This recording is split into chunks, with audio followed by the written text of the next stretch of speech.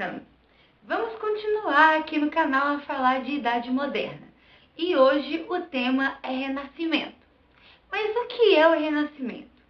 O que a gente tem que tomar cuidado é que na história muitos movimentos aconteceram ao mesmo tempo e não necessariamente tiveram datas de início e de final. E o Renascimento é um desses acontecimentos, é um desses movimentos. E ele retrata, então, a mudança de mentalidade no europeu, entre a transição da Idade Média para a Idade Moderna. Além do Renascimento, existem outros movimentos, como a Reforma Protestante, por exemplo. Também há a questão do absolutismo e do mercantilismo, como a gente discutiu aqui. Todas essas coisas acontecem, muitas vezes, ao mesmo tempo na Europa. Então a gente tem que tomar cuidado, porque só porque a gente fala separadamente deles, não quer dizer que não tenha uma relação. Essa mudança de mentalidade envolve, então, uma postura mais racional e mais individualista do europeu, ao comparar com o homem medieval, que tinha uma postura mais coletiva e com a religiosidade. Além disso, no Renascimento, existiu uma postura de um certo preconceito com relação à Idade Média, afirmando que a Idade Média, então, era a Idade das Trevas, a idade sem nenhum conhecimento. E lá no vídeo do feudalismo a gente já afirmou isso. Outra coisa que também é preciso tomar cuidado é que, além de ter esse preconceito, o Renascimento, então o próprio nome diz, o renascer, e o renascer de o quê? De uma cultura greco-romana, uma cultura clássica, chamada de clássica, que os homens renascentistas valorizavam. Então a arte greco-romana, a filosofia, entre outros aspectos da antiguidade, foram valorizados por esses homens. Porém, não quer dizer que há uma ruptura completa com a Idade Média. Muitos pensamentos medievais ainda estavam em voga. Tem que tomar cuidado porque é uma fase de transição, não é uma ruptura completa de um dia para a noite. E por isso, o Renascimento se pensava como ruptura, mas não quer dizer que na prática era totalmente uma quebra. O Renascimento terá seu auge na Península Itálica. Lembrando que a Itália, o Estado Nacional, ainda não existia. Tanto a Itália quanto a Alemanha vão ser formados apenas no século XIX. Por que então na Península Itálica que esse movimento foi famoso? Além de ter artistas conhecidos como Leonardo da Vinci, Michelangelo, Rafael, ainda também tinha a inspiração das construções do Império Romano, porque afinal Roma tem várias construções ainda pertencentes ao Império Romano até hoje. E isso fez com que a influência greco-romana fosse bastante forte nesse momento e nesse lugar. Além disso, o desenvolvimento comercial da região e o famoso mecenato, que é então financiamento de artistas, também vai contribuir para que a Península Itálica seja um local importante para o Renascimento.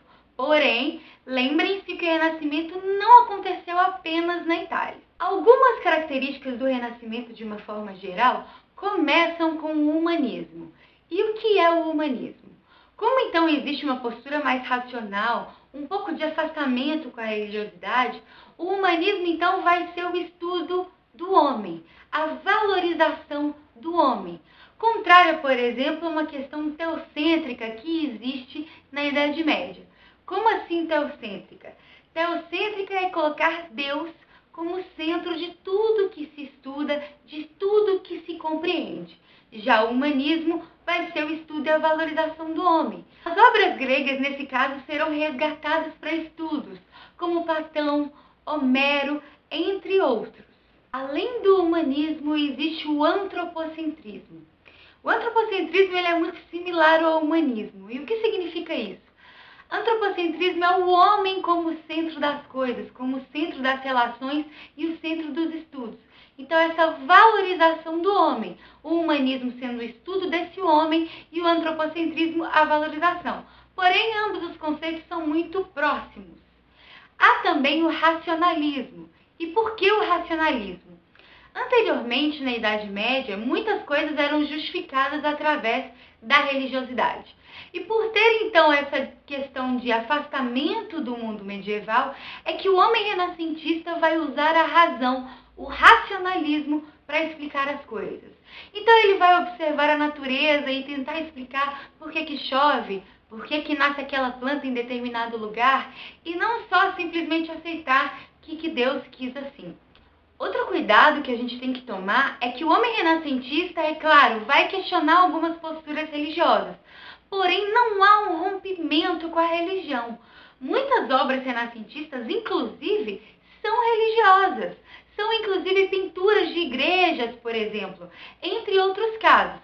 Por isso que é claro que essa mudança de postura e de mentalidade vai interferir sim na religiosidade, só que não quer dizer uma total ruptura. Como já foi dito, existe uma postura individualista e uma postura crítica. O individualismo vai fazer parte e, como exemplo, eu tenho as obras assinadas pelos autores. Geralmente as pinturas, as escrituras, não necessariamente eram assinadas, colocadas o nome na Idade Média. E isso acontece muito no movimento renascentista, valorizando aquele indivíduo especificamente.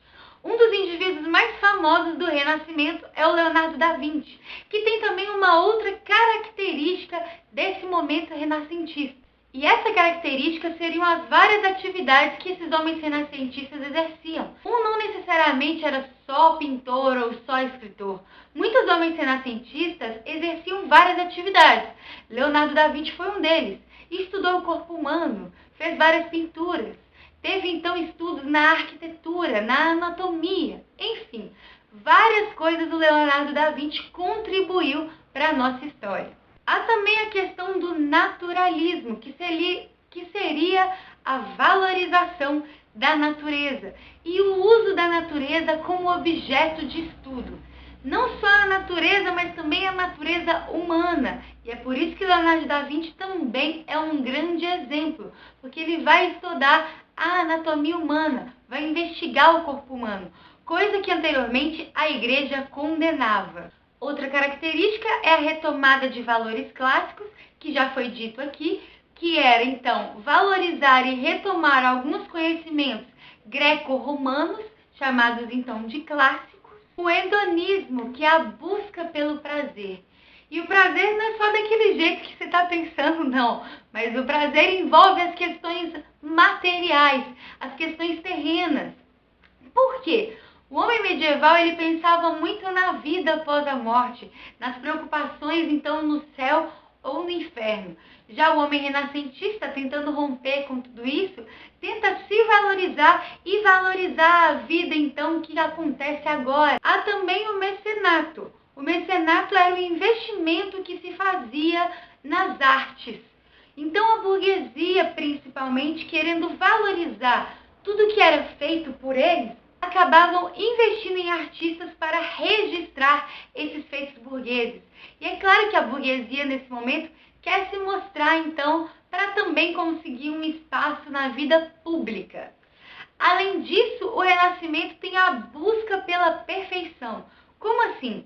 Vários artistas renascentistas vão buscar, então, novas técnicas de pintura, como a perspectiva, por exemplo, a simetria, a noção de profundidade. Tudo isso era então nulo na arte medieval. Muitas artes medievais não tinham essa preocupação. E o homem renascentista vai se preocupar então com essas características artísticas. Logo, para os movimentos da arte, o Renascimento vai significar várias mudanças, como essas imagens que eu estou mostrando aqui. Percebam que os detalhes, não só com relação à profundidade, mas os detalhes com relação à figura humana, são muito presentes, porque o Renascimento tem essa preocupação. Não pensem que o Renascimento são só obras artísticas, mas tem a arte também na literatura. O Renascimento literário ele vai então abranger várias obras, como os Lusíadas, Divina Comédia, Dom Quixote e várias obras do William Shakespeare, que exploram então essa questão humana, essa questão das paixões humanas. Por último, mas não menos importante, Durante esse período de renascimento, há também a Revolução Científica. Graças a todos esses questionamentos que o renascimento vai proporcionar, no campo da ciência existiram várias, então, discussões. Uma delas é sobre o geocentrismo e o heliocentrismo. Como assim? Bom, o geocentrismo já era uma ideia antiga em que a Terra seria o centro do universo. Logo que vem o Renascimento e esses questionamentos, Galileu Galilei vai lançar a ideia, então, de que, na verdade, o que existe é o heliocentrismo. E o heliocentrismo afirma que o Sol, na verdade, é que é o centro do universo. Bom, isso vai causar problemas para o Galileu e ele, inclusive, vai ser perseguido pela igreja na época. Além do Galileu, existiu o Giordano Bruno, que afirmava, na verdade, que o universo era infinito e, por ser infinito, não tem como ter algum centro. Giordano Bruno, infelizmente, foi morto pela Igreja Católica por ter ideias como essa. Nesse momento da Revolução Científica, outros cientistas apareceram. Um dos mais famosos é o Isaac Newton, que com certeza vocês lá na física já estudaram bastante sobre ele e sobre as leis que ele lançou na ciência. Bom, eu espero que vocês tenham gostado. É claro que esse vídeo é um pouquinho do que foi de fato o Renascimento, que é um movimento artístico, cultural e científico muito grande que a Europa viveu, e é claro que é importantíssimo para essa fase de transição e para que a Idade Moderna se consolide. Para quem gostou, curta o vídeo, comente, deixe sua dúvida, sua crítica, sua sugestão. Curte também a página lá no Facebook e se inscreva aqui no canal. Se você puder, compartilhe esse vídeo com seus amigos e me ajude a divulgar o Historizando. Muito obrigada pela sua atenção. Um beijo e até a próxima!